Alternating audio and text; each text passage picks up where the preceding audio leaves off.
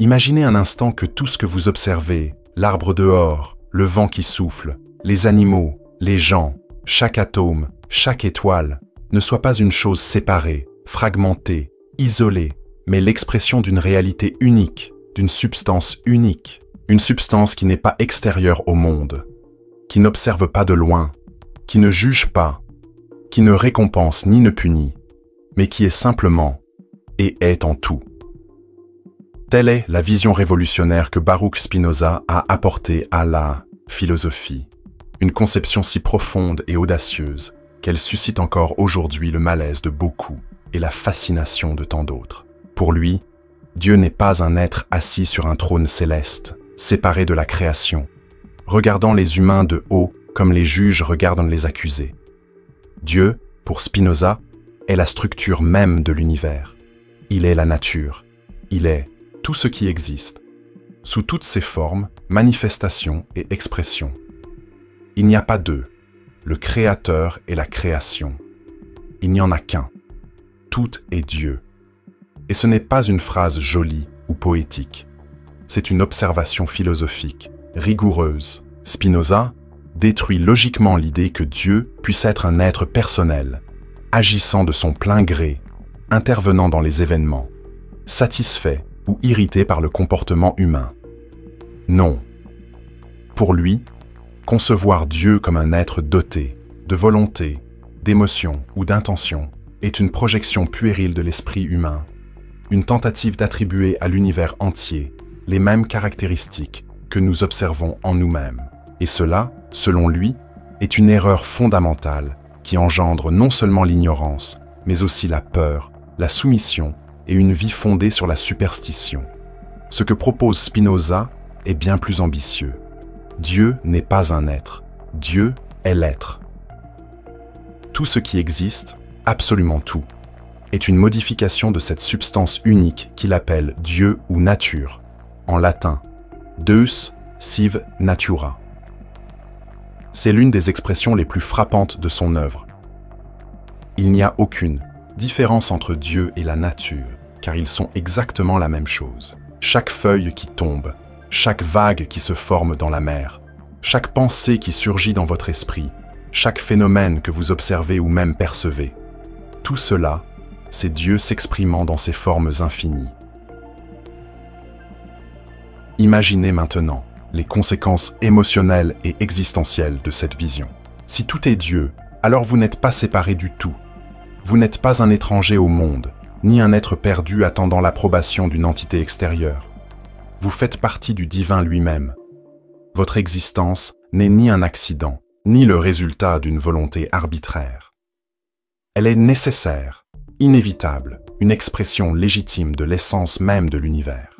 Et ce n'est pas un motif d'arrogance, mais plutôt d'humilité, car vous réalisez que cette même essence est présente en toutes choses, dans les pierres, les plantes, les animaux, les autres êtres humains, même dans ce que nous considérons comme inanimé. Chaque chose porte en elle l'étincelle de l'existence.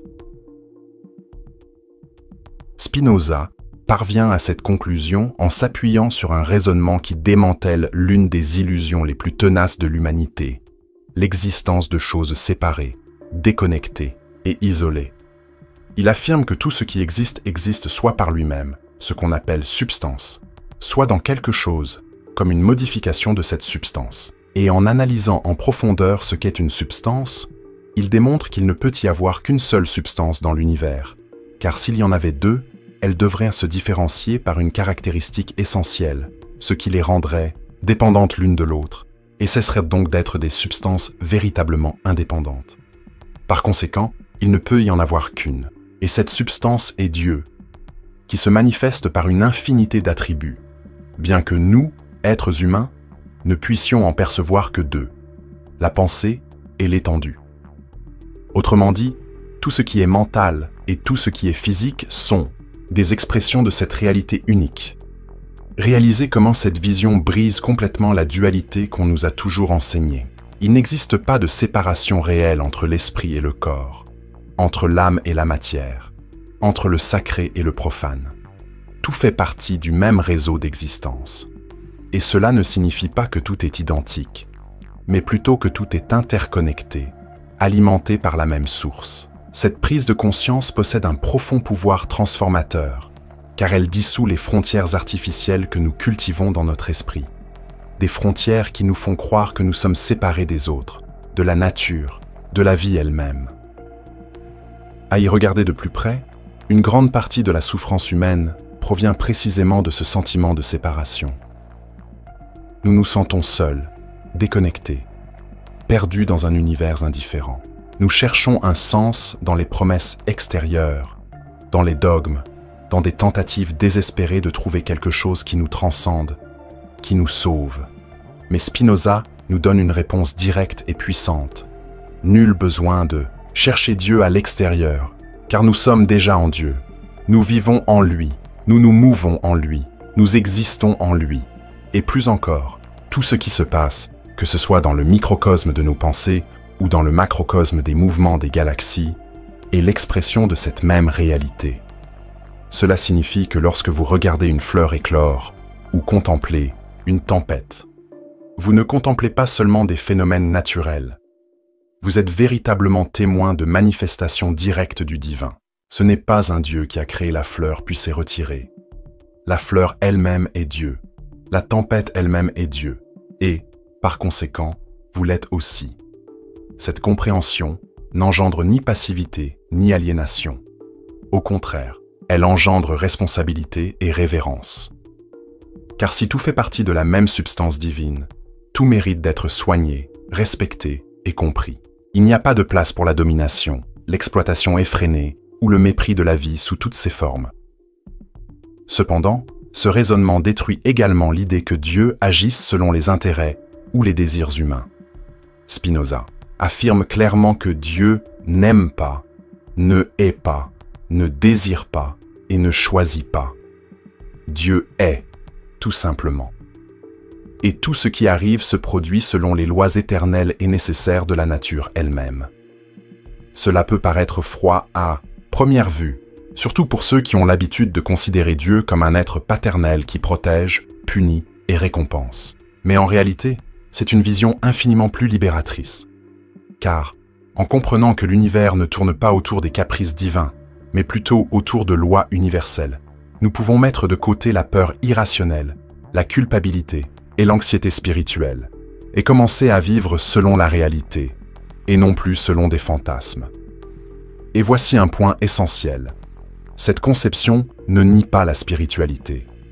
Bien au contraire, elle l'élève à un niveau bien plus profond, car elle cesse d'être une quête de satisfaction envers une entité extérieure pour devenir une quête de compréhension profonde des lois qui régissent l'existence et, ce faisant, d'entrer en harmonie avec le flux de la vie elle-même. Spinoza ne veut pas que vous adoriez Dieu, au sens traditionnel du terme. Il veut que vous compreniez Dieu. Il veut que vous compreniez comment cette totalité s'exprime, comment elle fonctionne, comment elle se manifeste en vous, chez les autres et dans tout ce qui vous entoure. Lorsque l'on prend conscience de cela, une forme de révérence bien plus authentique émerge. Une révérence qui n'est ni peur, ni soumission, ni recherche de faveur ou de protection. C'est la gratitude, de participer au miracle de l'existence. C'est le respect de la vie, de chaque être, de chaque phénomène. C'est une compréhension qui apporte la paix, car elle dissipe l'illusion d'être à la merci de forces arbitraires et nous montre que nous participons activement à la danse même de l'univers. Et c'est précisément cette compréhension de l'unité qui nous prépare au prochain enseignement de Spinoza, peut-être l'un des plus révolutionnaires de toute sa philosophie. Après tout, si tout est interconnecté, si tout est l'expression des mêmes lois, alors que signifie être libre? Sommes-nous libres de choisir? Ou la liberté est-elle bien différente de ce que nous imaginons? C'est précisément ce que nous explorerons dans le prochain sujet, où Spinoza nous révèle que la véritable liberté ne consiste pas à faire ce que nous voulons, mais à comprendre en profondeur les causes qui nous déterminent. S'il est une idée que la plupart des gens tiennent pour une vérité absolue, c'est la croyance que nous sommes libres simplement parce que nous pouvons choisir. Dès notre plus jeune âge, nous apprenons que c'est cela la liberté. Pouvoir choisir, décider entre A et B, suivre telle ou telle voie, accepter ou rejeter. Cette définition paraît si naturelle que peu osent la remettre en question. Après, tout quoi de plus évident que le sentiment d'être maître de nos choix? Pourtant, c'est précisément là que Spinoza apparaît, une fois de plus, comme un destructeur d'illusions. Sa philosophie nous offre un choc, non pas comme une provocation creuse, mais comme une occasion brutale et nécessaire de nous réveiller à la réalité. Ce que nous appelons libre arbitre n'est rien d'autre qu'une illusion créée par notre ignorance des causes qui nous animent. Pour Spinoza, la véritable liberté n'a absolument rien à voir avec le fait de faire ce que l'on veut, simplement parce que vouloir n'est pas un acte libre, mais plutôt la conséquence d'une chaîne infinie de causes qui nous traversent, souvent de manière invisible. Vouloir naît de désirs, qui naissent d'affection, qui naissent d'expérience, qui naissent de conditions biologiques, historiques, sociales et émotionnelles, toutes liées, interconnectées, toutes déterminées. De même qu'une pierre, lancée en l'air ne choisit pas sa trajectoire, mais suit simplement les lois de la physique qui agissent sur elle. Nous aussi suivons les lois de la nature, tant intérieures qu'extérieures, même lorsque nous avons l'impression de choisir librement. Et voici l'un des passages les plus emblématiques et les plus déconcertants de son œuvre. Spinoza affirme que si une pierre, en vol, était consciente, elle croirait fermement voler de son plein gré. Et c'est exactement ainsi que les êtres humains se perçoivent, comme libres, alors qu'en réalité, ils ignorent les forces qui les animent. Ce n'est pas une métaphore offensante, mais une brillante explication de la façon dont nous confondons conscience et liberté. Oui, nous sommes conscients de nos désirs. Nous savons ce que nous voulons. Nous savons ce que nous ressentons. Nous savons que nous choisissons. Mais cette conscience ne nous donne pas accès aux causes qui ont généré ce désir, ce sentiment, ce choix. Et c'est pourquoi, tout en ignorant ces causes, nous nous croyons libres, alors qu'en réalité, nous sommes souvent emportés comme des feuilles par le vent. Alors, que signifie être libre, en costume? La réponse de Spinoza est aussi élégante que révolutionnaire. Être libre, c'est comprendre. C'est comprendre en profondeur les causes qui nous déterminent, tant externes qu'internes. Lorsque nous connaissons les forces qui nous façonnent, les mécanismes qui opèrent en nous et à l'extérieur, nous cessons d'être victimes des circonstances et commençons à agir activement, consciemment et lucidement. La liberté ne consiste pas à faire ce que nous voulons, mais à comprendre pourquoi nous voulons ce que nous voulons. C'est quitter l'état de servitude, où nous sommes entraînés par les passions, les pulsions, l'opinion d'autrui et un conditionnement invisible pour entrer dans un état de puissance active, où nous pouvons mener notre vie selon la raison, avec clarté et cohérence. C'est pourquoi Spinoza dit que l'homme libre est celui qui vit selon la raison. Et cette raison n'est pas une froide rigidité, ni un déni des émotions, comme certains pourraient l'imaginer. Au contraire, c'est la capacité de comprendre les émotions, d'en déchiffrer les mouvements, les origines, les impacts. C'est le pouvoir de ne plus être l'otage de passions tristes comme la peur, l'envie, la jalousie, la haine, toutes ces émotions qui naissent de notre impuissance à comprendre ce qui nous arrive. Quand on ignore pourquoi on ressent ce qu'on ressent, on est à la merci de ce sentiment. Mais quand on comprend, le sentiment ne disparaît pas, il se transforme. Et, souvent, il se dissout dans la clarté. Imaginez, par exemple, quelqu'un qui s'irrite profondément de ne pas être reconnu par les autres. Cette personne croit qu'elle décide elle-même de sa réaction, qu'elle est libre de se mettre en colère, d'éprouver du ressentiment, de prendre ses distances ou d'attaquer. Mais, selon Spinoza, cette réaction n'est pas le fruit de la liberté, mais de l'ignorance. Cette personne ne réalise pas que son besoin de reconnaissance a des racines profondes, peut-être dans son histoire familiale, sa culture, son éducation, les affections accumulées tout au long de sa vie. Elle ignore que son désir d'approbation est la conséquence naturelle d'une série d'événements, de besoins, de structures émotionnelles et sociales qui l'ont façonnée. Tant qu'elle ne comprend pas cela, elle réagit automatiquement, pensant choisir, alors qu'en réalité, elle est prisonnière d'un mécanisme invisible. Imaginez maintenant cette même personne entamant un processus de connaissance de soi profonde, cherchant sincèrement d'où vient son besoin de reconnaissance. Quelle peur alimente ce désir? Quels événements ont façonné ce manque? En comprenant ces causes, elle commence à s'en libérer. Elle réalise qu'elle n'a plus besoin d'être prisonnière de ce désir spécifique. Elle n'a pas besoin de l'éliminer, mais peut désormais l'affronter avec lucidité, sans se laisser entraîner par lui. À ce moment-là, elle commence à expérimenter la véritable liberté, qui ne consiste pas à faire ce que l'on veut, mais à savoir pourquoi on le veut et, à partir de là, à choisir consciemment de continuer à l'alimenter ou non. Ce concept est si profondément libérateur qu'une fois pleinement assimilé, il transforme notre rapport à absolument tout. Il n'est plus logique de blâmer les autres, nous-mêmes, le monde, Dieu ou le destin. Il n'y a plus de place pour la culpabilité ou le mérite au sens traditionnel du terme. Tout est conséquence, tout est l'effet de causes liées. Et cela ne signifie ni fatalisme, ni résignation, ni vie dénuée de sens. Bien au contraire. Car si tout a des causes, nous pouvons agir pour les comprendre, les transformer lorsque c'est possible, ou du moins, les traiter de manière consciente, mature et efficace. Comprenez comment cette vision ne rabaisse pas l'être humain, mais l'élève. Lorsque vous comprenez que vous n'êtes pas un être isolé, dispersé dans l'univers, mais l'expression d'un réseau infini de causes, vous cessez de lutter contre la réalité. Vous n'avez plus besoin de vous rebeller contre ce qui est. Au contraire, vous commencez à chercher à comprendre son fonctionnement. Et, de cette compréhension, naît une liberté bien plus réelle, bien plus profonde que cette liberté superficielle qu'on nous a appris à idéaliser. Car cette liberté ne dépend pas des circonstances extérieures, ni de ce que font ou ne font pas les autres, ni de l'avoir ou de ne pas avoir, ni de la victoire ou de la défaite.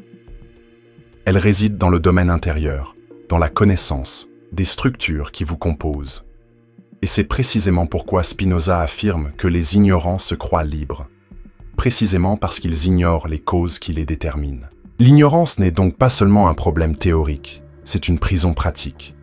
C'est ce qui nous maintient en errance, nous pousse à répéter des schémas, à vivre dans des cercles de souffrance, à croire que les choses arrivent par hasard, que nous sommes malchanceux, ou que le monde est contre nous, alors qu'en réalité, la vie n'est ni pour ni contre nous.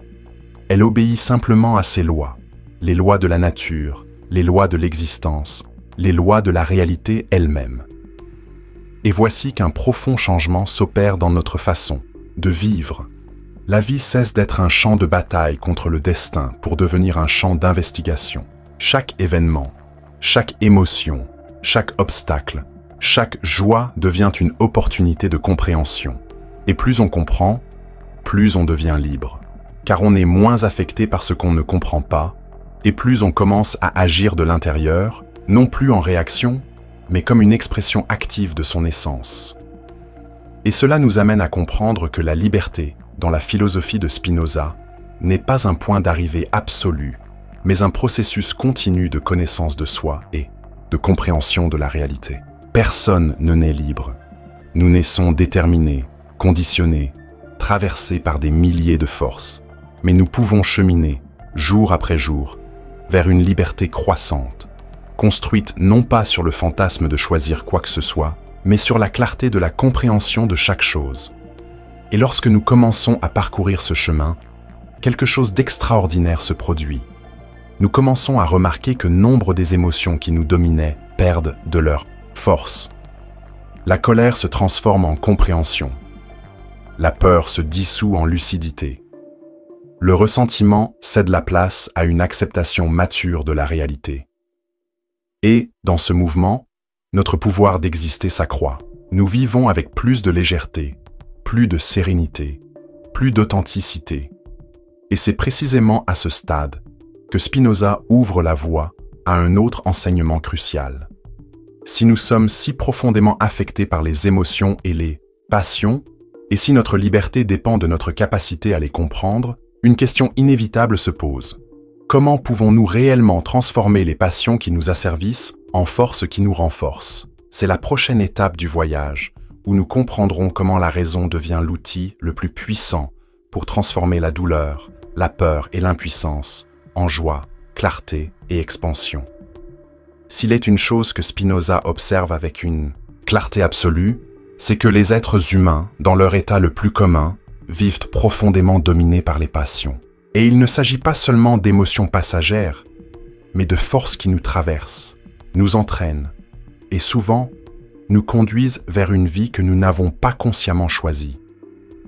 Ce sont des états de tristesse, de peur, d'envie, de ressentiment, de jalousie, de colère, d'anxiété, de frustration, des sentiments qui, selon lui, sont des signes évidents d'impuissance, de déconnexion de notre véritable pouvoir d'exister. Et c'est précisément là que la philosophie de Spinoza devient un véritable outil de libération pratique. Elle nous montre, avec une précision chirurgicale, qu'il existe une voie possible pour transformer cet esclavage émotionnel en liberté intérieure. Et cette voie, c'est la raison. Mais il est important de comprendre, avant tout, que lorsque Spinoza parle de passion, il ne se réfère pas seulement à l'idée populaire de passion romantique ou de désir amoureux. Dans sa définition, la passion est toute affection dont nous ne sommes pas la cause adéquate. Autrement dit, c'est tout ce que nous ressentons lorsque nous sommes affectés par quelque chose d'extérieur, quelque chose qui nous impacte sans que nous en ayons le contrôle. Ressentir de la peur face à un événement indépendant de notre volonté, ressentir de la tristesse face à un événement qui nous affecte, être rempli de colère parce que quelqu'un nous a offensés. Tout cela constitue des passions. Elles naissent du fait que nous sommes des êtres finis et limités, constamment exposés aux forces qui nous entourent et que nous ne maîtrisons pas toujours. Et c'est précisément cet état qui nous rend, pendant une grande partie de notre vie, esclaves de ces passions. Car, tant que nous ne comprenons pas les causes qui nous affectent, nous réagissons automatiquement, impulsivement et souvent de manière destructrice, tant envers nous-mêmes qu'envers les autres. C'est un cercle vicieux. Nous sommes affectés, nous réagissons, nous sommes à nouveau affectés par notre propre réaction, et ainsi de suite, répétant souvent les mêmes schémas de souffrance, d'angoisse et de conflit. Cependant, Spinoza n'est pas pessimiste, bien au contraire. Sa philosophie est, par essence, profondément optimiste, car elle affirme qu'il existe une issue à ce cycle d'esclavage émotionnel. Et cette issue s'appelle la raison. Mais pas la raison froide, distante et intellectualisée souvent associée à une vision réductionniste de la vie. La raison, pour Spinoza, est la capacité de comprendre les connexions, les causes, les relations entre les choses. C'est observer ses propres sentiments, ses propres pensées, ses propres comportements et comprendre. Pourquoi est-ce que je ressens cela? D'où cela vient-il? Quelle est la cause de cet état intérieur qui me domine actuellement? C'est ici que commence la véritable transformation. Car si nous sommes dominés par les passions, nos vies sont guidées par des forces extérieures. Mais à mesure que nous commençons à comprendre ces forces, nous cessons d'être des patients, au sens de simples victimes de leurs effets, pour devenir les acteurs, les protagonistes de notre propre existence. Et c'est précisément ici que Spinoza établit une distinction fondamentale. Il existe des affects passifs qui nous affaiblissent et des affects actifs qui nous renforcent. Et cette transformation du passif vers l'actif se produit invariablement par la raison. Imaginez par exemple quelqu'un qui vit dans la peur constante d'être rejeté. Cette peur le paralyse, l'empêchant de s'exprimer librement, de rechercher des relations authentiques et de se situer dans le monde avec vérité. Tant qu'il ne comprend pas l'origine de cette peur, qu'il s'agisse d'un traumatisme infantile, d'une expérience antérieure de rejet ou d'un conditionnement social, il reste prisonnier de cet état. Mais dès qu'il commence à se regarder, avec lucidité, avec un réel désir de comprendre, quelque chose commence à changer en lui. Il réalise que la peur n'est pas une entité magique, ni une punition de l'univers, ni une malédiction. La peur est simplement l'effet d'une cause. Et, en comprenant cette cause, cette peur commence, peu à peu, à perdre de son pouvoir. Et voici l'un des points les plus brillants de la philosophie de Spinoza. Il ne promet pas l'élimination totale des passions. Après tout, en tant qu'être fini, nous serons toujours sujets à être affectés. Ce qu'il nous offre, c'est la possibilité réelle de transformer la qualité de notre expérience. Nous cessons d'être émus par des sentiments tristes et commençons par des sentiments joyeux et expansifs qui augmentent notre pouvoir d'exister. Cela ne signifie pas que nous ne ressentirons plus jamais de tristesse, de colère ou de peur. Cela signifie que ces émotions cessent d'être des forces qui nous dominent et commencent à être comprises, accueillies et intégrées. C'est précisément pourquoi la raison, dans la philosophie de Spinoza, n'est pas l'opposé de l'émotion, mais son alliée la plus puissante. La raison n'est pas l'absence de sentiments, c'est comprendre les sentiments, c'est savoir les nommer, remonter à leurs origines, comprendre leurs mécanismes, et, à partir de cette compréhension, choisir non pas au sens d'un libre arbitre, illusoire, mais au sens d'agir avec clarté, et non plus dans la confusion. Ce processus de transformation n'est ni immédiat ni simple. Il exige une volonté de nous regarder avec une honnêteté radicale, d'affronter des vérités dérangeantes, d'abandonner les vieux récits que nous nous racontons pour justifier nos souffrances. Mais à mesure que nous avançons sur ce chemin, quelque chose de profondément libérateur se produit. Nous découvrons que nous ne sommes pas nos émotions, nous ne sommes pas notre colère, notre tristesse, notre peur. Nous sommes la conscience capable d'observer tout cela, de tout comprendre, et à partir de cette compréhension, de choisir les voies qui restaurent notre force, notre vitalité, notre joie.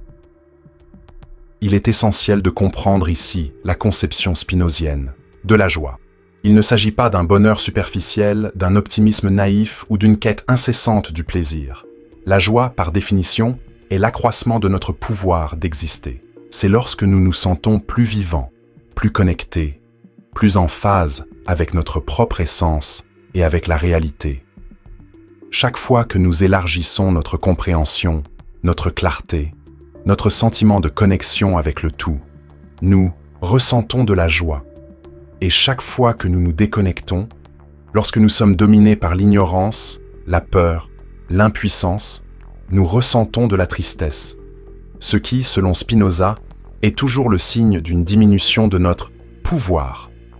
Comprenez donc que la proposition de Spinoza n'est pas seulement théorique, ni une philosophie de salon, déconnectée de la réalité. C'est, par essence, un manuel de liberté émotionnelle, un chemin pratique vers la transformation personnelle. Elle nous enseigne que nous pouvons vivre une vie plus légère, plus puissante et plus cohérente, non pas en fuyant nos émotions, ni en réprimant nos sentiments, mais, au contraire, en comprenant profondément tout ce qui bouge en nous. Et de cette compréhension surgit une question naturelle et inévitable qui nous mène directement à l'étape suivante de ce voyage. Si la joie est l'augmentation de notre pouvoir, et si la tristesse sa diminution, alors il est parfaitement logique de rechercher une vie où nous pouvons maximiser cette joie, cette expansion, cet état de connexion et de vitalité. Mais comment exactement pouvons-nous y parvenir? C'est à cela que Spinoza répond dans l'enseignement suivant, où il révèle que la recherche de la joie n'est pas seulement un désir humain, mais la loi naturelle même de l'existence. S'il est un principe qui traverse toute la philosophie, de Spinoza, tel un fil invisible, silencieux, mais absolument présent, c'est celui-ci. Tout, absolument tout, tend naturellement à persévérer dans son être. Ce n'est pas un principe abstrait, c'est la force vitale même qui anime chaque être, chaque phénomène, chaque particule de l'univers. Et que signifie, concrètement, persévérer dans son être? Cela signifie chercher constamment à étendre, renforcer et protéger sa propre existence. Et là surgit une révélation puissante, peut-être l'une des plus belles de toute la philosophie de Spinoza. La joie n'est pas un luxe, ce n'est pas un bonus, ce n'est pas quelque chose qui vient si tout va bien. La joie est le signe direct et sans équivoque que nous vivons en cohérence avec cette force naturelle d'expansion. Selon Spinoza, la joie n'est pas simplement un sentiment agréable. C'est en réalité l'accroissement même de notre pouvoir d'exister. Chaque fois que vous ressentez de la joie, que ce soit en rencontrant quelqu'un qui vous fait du bien, en vous adonnant à une activité qui vous passionne, ou encore en vivant un moment de compréhension, de connexion ou de création. Ce qui se produit en réalité, c'est que votre pouvoir d'être grandit. Vous êtes davantage vous-même, plus présent, plus en phase avec votre propre nature et avec le flux de la réalité. Et ce n'est pas une question de choix moral ou de préférence subjective. C'est une loi de la nature. Tout comme l'eau cherche son niveau, comme le feu tend à s'élever, comme chaque corps tend à l'inertie ou au mouvement selon ses conditions, nous recherchons aussi instinctivement des états qui accroissent notre pouvoir. De la même manière, la tristesse joue un rôle clair et non négociable dans cette équation. Elle est toujours, sans exception, le signe que notre pouvoir est diminué. Lorsque vous vous sentez découragé, plein de ressentiment, envieux, submergé par la peur ou l'angoisse, vous ne vous sentez pas seulement mal, vous ressentez en réalité un affaiblissement de votre propre force vitale. C'est l'univers qui vous signale qu'à cet instant, vous êtes déconnecté de votre essence, déconnecté de la compréhension, de la clarté et de l'expansion. Remarquez comment cela transforme radicalement notre rapport aux émotions. Elles cessent d'être des phénomènes aléatoires et mystérieux qui nous arrivent simplement, pour devenir des cartes, des boussoles, des indicateurs extrêmement précis de notre alignement avec la vie. La joie vous dit « Continuez, vous, êtes sur le chemin de l'expansion, de la connexion et du pouvoir. » La tristesse vous avertit « Attention, vous êtes sur le chemin de la contraction, de la déconnexion et de la perte de pouvoir. » Et si tout dans la nature cherche spontanément à étendre sa propre puissance, il est alors parfaitement logique de comprendre que la recherche de la joie n'est pas un caprice humain. Ce n'est pas une invention culturelle. Ce n'est pas un projet personnel isolé. C'est l'expression même de la loi universelle qui régit l'existence.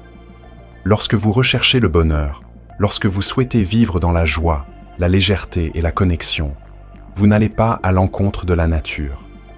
Vous obéissez, au contraire, à sa loi la plus profonde et la plus vraie. Et là, une révélation transformatrice émerge. La joie n'est pas seulement une conséquence de la compréhension, c'est aussi un outil, un levier, un moteur. Car plus on vit dans la joie, plus notre esprit s'ouvre, plus notre clarté augmente, plus nous nous connectons à nous-mêmes, aux autres et au monde. La joie engendre plus de joie. L'expansion engendre plus d'expansion. Et cela crée un cercle vertueux où l'on devient progressivement plus fort, plus éclairé, plus présent, plus lucide, plus complet. À l'inverse, la tristesse engendre le mouvement inverse. Elle se referme, se contracte, isole. Une personne constamment accablée de tristesse voit son monde se rétrécir. Les possibilités semblent disparaître. La créativité s'évanouit. Le sentiment de connexion s'estompe. La vision de la réalité se brouille. Et plus on reste dans cet état, plus il devient difficile d'en sortir, car la tristesse se nourrit d'elle-même. Elle engendre des pensées qui la renforcent elle-même. Elle engendre des interprétations déformées qui rendent le monde hostile, froid, indifférent. Et c'est précisément pourquoi Spinoza affirme sans détour que la lutte contre les passions tristes, non par le refoulement, mais par la compréhension, est l'œuvre la plus urgente et la plus noble que nous puissions accomplir. Et comment y parvenir concrètement? Exactement comme il a déjà commencé à nous le montrer, en comprenant les causes. Dès que nous comprenons pourquoi quelque chose nous nuit, pourquoi une situation particulière engendre tristesse, peur, colère ou impuissance, nous faisons le premier pas vers la transformation de cet affect passif en affect actif. Ce qui était douleur, une fois compris, devient clarté, et cette clarté ouvre la voie à des affects joyeux, à des états d'expansion. Prenons l'exemple d'une personne constamment frustrée au travail. Elle peut passer des années à croire que le problème vient de son patron, de ses collègues ou de facteurs externes. Et peut-être que ces facteurs sont difficiles à gérer. Mais tant qu'elle ne comprend pas comment elle se positionne dans cette dynamique, comment ses croyances, ses peurs, ses choix et ses comportements contribuent à cette situation, elle reste prisonnière de la tristesse, de la frustration et de l'impuissance. Dès qu'elle commence à y voir clair, et ce n'est pas un processus magique, mais rationnel, elle réalise qu'il existe d'autres possibilités. Peut-être peut-elle changer d'attitude. Peut-être peut-elle trouver une autre voie. Peut-être peut-elle redéfinir ses critères de réussite. Et à ce moment-là, la tristesse commence à se dissiper, car son pouvoir reprend de plus belle. Et voici un point qu'il faut affirmer haut et fort. La joie n'est pas un accident, c'est une construction, non pas une construction forcée, fondée sur un positivisme toxique, sur le déni de la réalité, sur la répétition de phrases motivationnelles creuses, mais une construction qui naît de la lucidité, de la volonté de se regarder soi-même, de comprendre, de s'aligner sur les lois de sa propre vie. La vraie joie n'ignore pas les difficultés. Elle les surmonte, car elle est plus forte qu'elles. Elle ne prétend pas que la souffrance n'existe pas. Elle la comprend et, en la comprenant, elle dissout ce qui peut l'être et apprend à vivre avec l'irréversible, sans pour autant diminuer sa propre force. Et plus nous vivons dans la joie, plus nous contribuons à ce que d'autres puissent en faire l'expérience. Car la joie est expansive, contagieuse et généreuse. Une personne qui vit pleinement son potentiel, qui se sent connectée, lucide et centrée, diffuse naturellement cet état dans son environnement, ses relations et ses interactions. De même, une personne constamment accablée de tristesse diffuse également cet état, non par malveillance, mais simplement parce que c'est ainsi que les émotions se propagent dans le tissu social. Ce sont des ondes, des réverbérations, des champs de force qui s'étendent au-delà de l'individu. Comprenez donc à quel point cette conception est radicalement opposée à de nombreuses conceptions traditionnelles de la spiritualité, de la morale et du bonheur. Spinoza ne vous dit pas que vous devriez rechercher la joie parce qu'elle est une obligation morale ou parce qu'elle vous rend meilleur aux yeux d'un Dieu extérieur. Il vous montre que rechercher la joie revient, en réalité, à obéir à la logique même de la vie. Vivre triste, déconnecté, plein de ressentiments et de repli sur soi, est non seulement douloureux, mais aussi contre nature. Cela va à l'encontre de l'essence même de l'existence, qui est mouvement, expansion, croissance et connexion. Et cette compréhension nous conduit inévitablement à un autre point absolument central de la philosophie de Spinoza. La souffrance naît souvent de notre résistance aux lois de la nature. Nous résistons à ce qui est. Nous voulons que les choses soient différentes de ce qu'elles sont. Nous luttons contre le flux de la vie, contre l'impermanence, contre le fait que tout est interconnecté et obéit à ses propres lois. Et dans cette résistance, nous générons des souffrances, des tensions et des frustrations inutiles. Et c'est précisément ce dont parle Spinoza dans l'enseignement suivant. Comment l'illusion du contrôle, la tentative de vouloir que la réalité se plie à nos désirs, est l'une des principales sources de souffrance. Et comment, en acceptant profondément les lois de la nature, non comme une résignation, mais comme un alignement, nous trouvons, paradoxalement, la forme la plus profonde de liberté, de paix et d'harmonie. Peu de faits sont aussi universellement présents dans l'expérience humaine que celui-ci, le désir presque désespéré de contrôler la vie. Dès la naissance, nous sommes conditionnés, explicitement ou subtilement, à croire qu'en planifiant suffisamment, en nous donnant suffisamment d'efforts, en étant prudents, stratégiques et intelligents, nous parviendrons à façonner la réalité à notre guise. Nous contrôlerons notre destin, nos relations, nos émotions, le comportement des autres, l'avenir, et peut-être même le hasard. Et c'est précisément dans ce désir silencieux mais irrésistible que se cache l'une des plus grandes sources de souffrance humaine. Car, comme Spinoza nous le prévient avec une précision quasi chirurgicale, la croyance en un contrôle absolu n'est pas seulement une illusion, mais une contradiction directe avec les lois mêmes de la nature. Pour Spinoza, l'univers n'est ni une entité chaotique, ni une suite d'événements aléatoires. C'est en réalité un système parfaitement ordonné, régi par des lois immuables, nécessaires et éternelles. Tout ce qui se produit, du mouvement d'une planète à l'émergence d'une pensée dans votre esprit, se produit parce qu'il ne pouvait en être autrement. Tout est lié dans un réseau infini de causes et d'effets, où chaque effet devient la cause d'autres effets, dans un cycle sans commencement ni fin. Et cela signifie que ce que nous appelons hasard, chance, destin ou malchance n'est, en réalité, rien d'autre que notre ignorance des causes. Si nous ignorons les causes d'un phénomène, nous disons qu'il est le fruit du hasard. Si nous les connaissons, nous constatons qu'il obéit inévitablement aux lois de la nature. Et là, le choc survient. L'idée que nous pouvons tout contrôler, que nous pouvons soumettre le monde à nos désirs, n'est que le fruit de notre ignorance. C'est un fantasme qui nous fait croire que nous sommes les maîtres de l'univers, alors qu'en réalité, nous en faisons partie intégrante, soumis aux mêmes lois qui régissent tout ce qui existe. Mais attention, cela ne signifie en aucun cas fatalisme ou résignation. Spinoza ne dit pas que nous sommes des marionnettes passives, entraînées sans pouvoir d'action. Ce qu'il révèle est bien plus profond et libérateur. La liberté ne consiste pas à contrôler ce qui ne dépend pas de nous, mais à comprendre les lois qui régissent la réalité et, à partir de cette compréhension, à vivre en harmonie avec elle. La véritable liberté ne consiste pas à adapter la réalité à nos caprices. Elle consiste à adapter notre esprit, notre vision et nos actions aux lois éternelles qui régissent l'existence. Considérez, par exemple, la relation que beaucoup d'entre nous entretiennent avec nos émotions.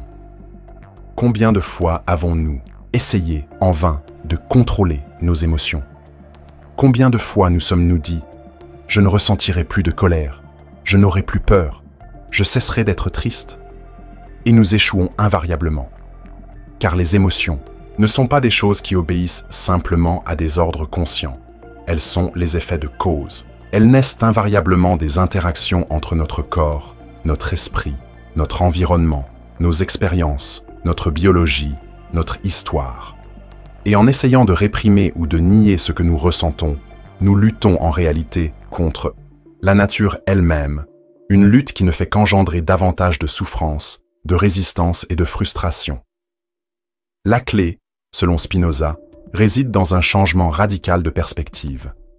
Au lieu de chercher à contrôler, nous devons chercher à comprendre. Lorsque nous comprenons les causes de nos émotions, de nos pensées, de nos réactions, nous cessons d'en être victimes. Non pas parce que nous avons réussi à les éliminer, mais parce que nous commençons à les percevoir depuis un autre point de vue, un point d'acceptation lucide, de présence, d'alignement avec les lois de l'existence elle-même. Et cette compréhension s'étend à absolument tout. Pensez aux relations humaines. Combien de fois souffrons-nous parce que nous souhaitons que l'autre soit différent, qu'il nous aime davantage, qu'il nous comprenne mieux, qu'il nous valorise, qu'il change de comportement. Et lorsque cela ne se produit pas, nous nous sentons rejetés, trahis, lésés. Mais ce que Spinoza nous invite à comprendre, c'est que chaque personne agit, pense et ressent exactement selon sa propre nature, ses propres déterminations, ses propres causes internes et externes. Vouloir que quelqu'un soit différent de ce qu'il est, sans que cette personne ait compris ses propres causes, est aussi vain que de vouloir qu'une pierre flotte ou que le feu gèle. Cela ne signifie pas accepter les abus, l'injustice ou persister dans des situations qui nous font du mal. Au contraire, cela signifie reconnaître que l'autre est tel qu'il est et, en fonction de cette lucidité, décider si ce type d'interaction renforce ou affaiblit notre propre pouvoir d'exister. Si elle renforce, nous restons. Si elle s'affaiblit, nous nous éloignons. Mais nous ne le faisons plus par frustration, colère ou impuissance, mais par lucidité. Sans jugement moral, sans ressentiment, sans l'illusion puérile de pouvoir modeler les autres à notre guise. Il en va de même pour les circonstances de la vie. Combien de fois luttons-nous contre l'impermanence, la perte, le changement? Nous souhaitons que tout reste stable, sûr, prévisible. Mais l'essence même de l'univers est mouvement, transformation, impermanence. Résister à cela revient littéralement à lutter contre la trame même de la réalité. Et c'est précisément cette lutte qui génère anxiété, angoisse et souffrance. Car, tant que nous n'acceptons pas profondément que tout est régi par des lois naturelles, y compris la naissance, la mort, les rencontres, les malentendus, les cycles de joie et de tristesse, nous continuons d'être entraînés par une quête impossible. Contrôler ce qui, par nature, échappe à notre contrôle. Et voici qu'arrive une libération qui, une fois vécue, transforme radicalement notre façon de vivre. Accepter les lois de la nature n'est pas une résignation, c'est une liberté. Car dès lors que nous cessons d'exiger que la réalité se plie à nos désirs, nous ouvrons l'espace pour percevoir ce qui est, en réalité, à notre portée, notre propre compréhension, notre propre conscience, nos propres choix, non pas au sens magique du libre arbitre absolu, mais au sens réel d'agir en accord avec ce que nous comprenons. Et lorsque nous agissons ainsi, quelque chose d'extraordinaire se produit. Nous cessons d'être ballottés par les circonstances, les émotions et les événements extérieurs. Nous devenons comme un roc solide au milieu d'une tempête. La tempête ne disparaît pas. Le monde reste ce qu'il est. Des pertes surviennent. La douleur survient. des joies aussi. Mais, intérieurement, il existe un centre de stabilité, de clarté et de paix qui ne dépend plus de l'extérieur, qui ne se laisse plus bercer par l'illusion du contrôle, ni ne désespère lorsque la réalité ne répond pas à nos attentes. Et cela, paradoxalement, ne nous rend ni passifs ni apathiques. Au contraire, cela nous rend beaucoup plus actifs, plus puissants, plus efficaces. Car, en comprenant les lois qui régissent la réalité, nous pouvons agir en accord avec elle, et non plus en conflit avec elle. Nous pouvons mieux prendre soin de nous-mêmes, des autres, du monde, car nous le faisons non par illusion, mais par vérité. Et cette acceptation, loin d'être une fin en soi, est en réalité la porte d'entrée vers l'une des expériences les plus sublimes et transformatrices décrites par Spinoza dans son œuvre, l'amour intellectuel de Dieu. Un état de conscience où, en comprenant profondément la totalité de l'existence, nous ressentons une connexion directe, indissoluble, aimante et sereine avec la structure même de l'univers. Et c'est précisément de cette expérience que nous parlerons dans le prochain sujet. Si jusqu'à présent la philosophie de Spinoza nous a conduits sur les chemins de la compréhension de l'unité de l'univers, de la véritable nature de la liberté, de la transformation des passions et de l'acceptation des lois de l'existence, c'est maintenant qu'elle nous conduit à son point le plus élevé, le plus sublime, le plus transformateur. Un point où la raison rencontre, non pas la froideur logique, mais une profonde expérience de connexion, de plénitude, de sérénité. Ce qu'il appelle l'amour intellectuel de Dieu. Et si ce nom peut paraître, à première vue, étrange, complexe, voire religieux, il faut comprendre que, pour Spinoza, cette expression transcende toute idée traditionnelle de foi, de culte ou de spiritualité conventionnelle. Aimer Dieu intellectuellement, selon Spinoza, ce n'est pas aimer une entité extérieure, ce n'est pas chercher à plaire à une divinité, ce n'est pas accomplir des prières ou des rituels. C'est avant tout comprendre profondément sa propre réalité. C'est atteindre un niveau de compréhension si élevé des lois qui régissent l'univers, de l'interconnexion de tout ce qui existe, que cette compréhension elle-même engendre un état d'amour, de révérence, de communion sereine avec le tout.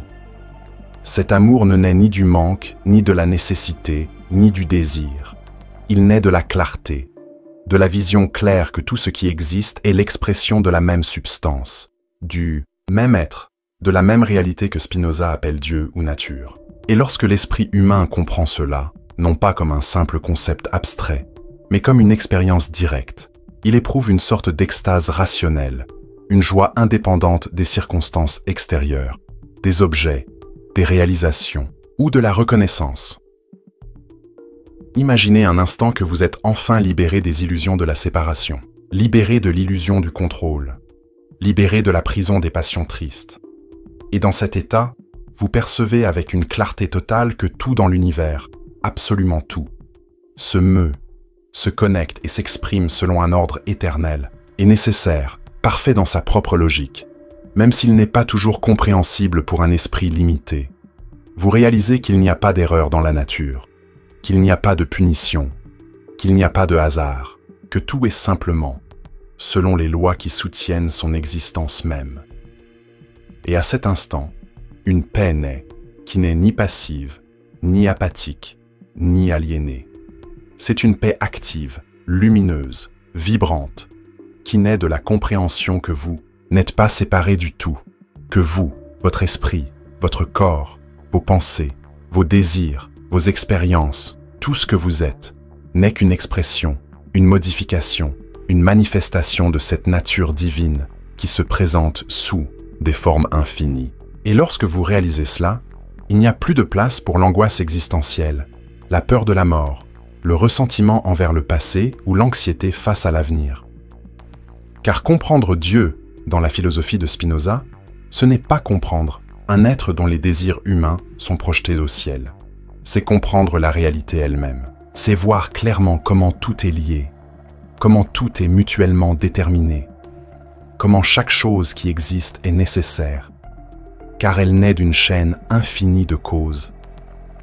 Et c'est cette compréhension qui engendre l'amour.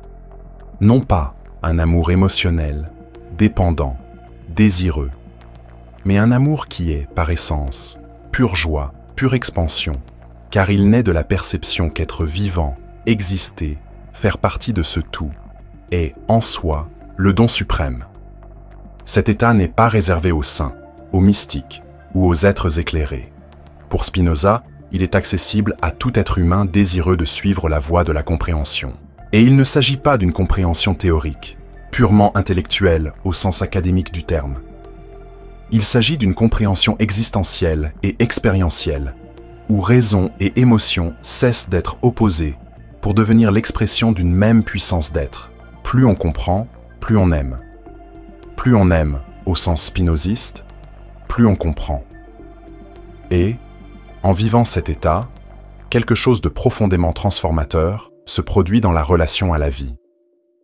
Les choses ne sont plus jugées comme bonnes ou mauvaises, au sens moral traditionnel. Elles commencent à être perçues comme nécessaires ou non à l'épanouissement personnel. Il n'y a plus de place pour la culpabilité inutile, le ressentiment paralysant, les désirs destructeurs. Il y a une évaluation constante, lucide et bienveillante. Ce que je vis, ce que je choisis, ce que je ressens, ce que je fais, augmente-t-il ou diminue-t-il mon pouvoir d'exister? Me relie-t-il davantage au tout, à mon essence, à la réalité, ou m'en éloigne-t-il?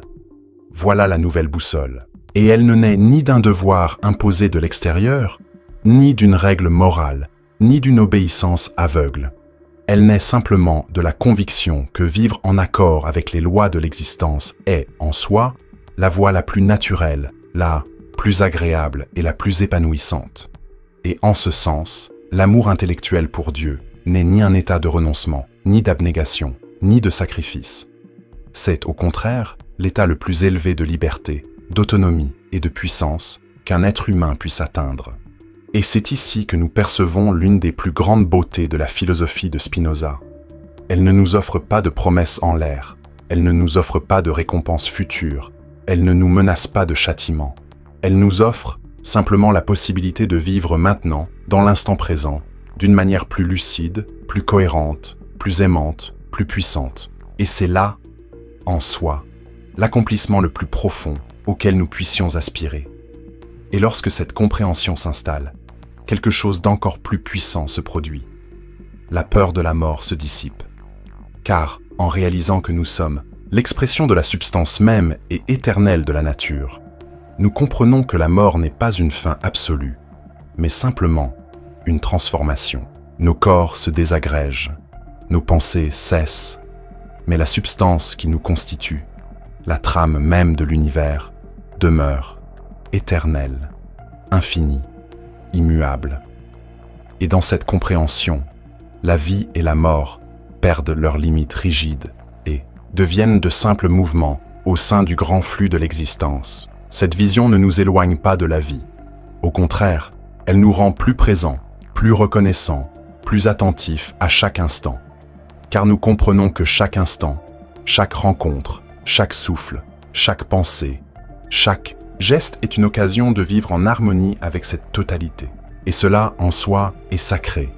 Non pas au sens religieux traditionnel, mais au sens le plus profond et le plus réel que ce mot puisse avoir. Et sacré, tout ce qui révèle, en soi, la vérité même de l'existence.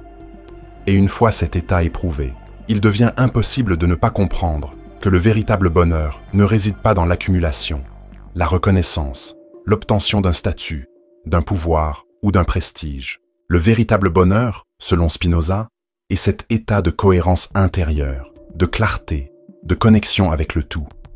C'est cet amour intellectuel pour Dieu qui nous rend libres, épanouis, sereins, même au cœur de l'adversité, de l'impermanence et des défis de la vie.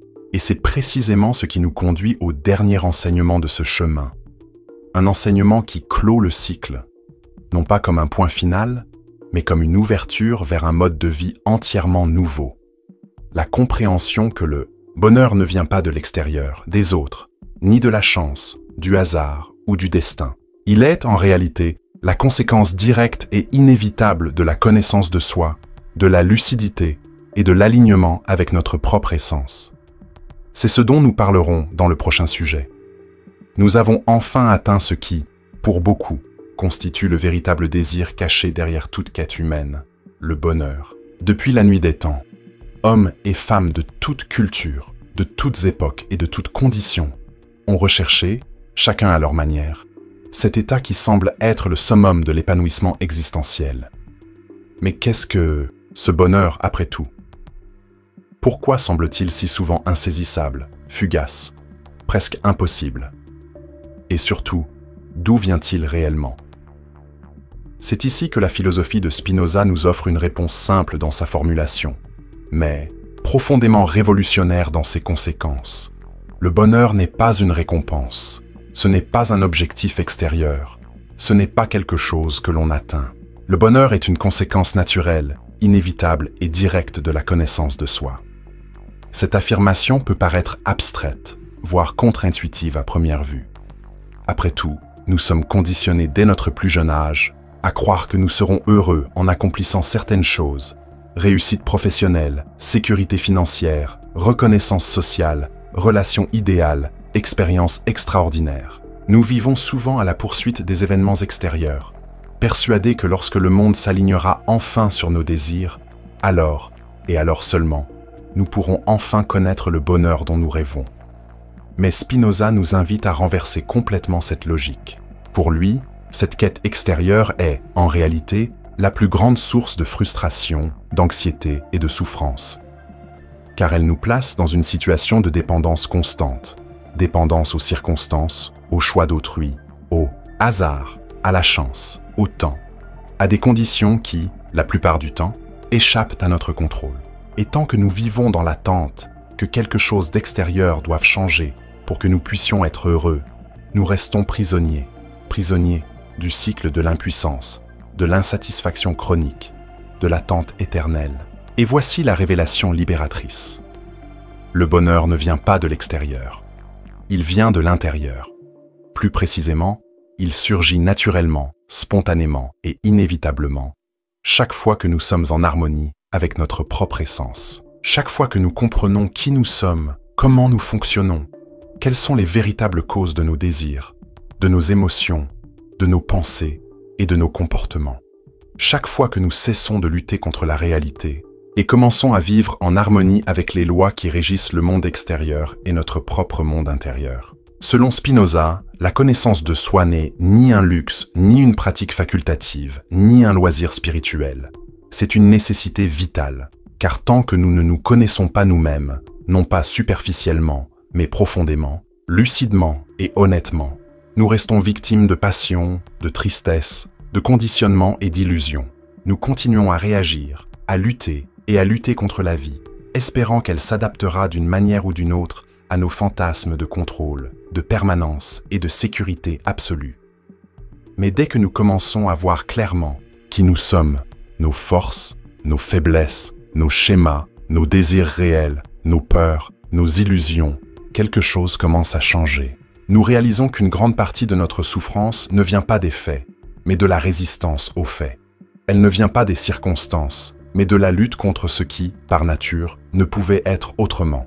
Et dans cet instant, de lucidité, d'abandon conscient à la réalité, naît une paix qui ne dépend plus de rien d'extérieur. Une paix qui est, en elle-même, le bonheur même.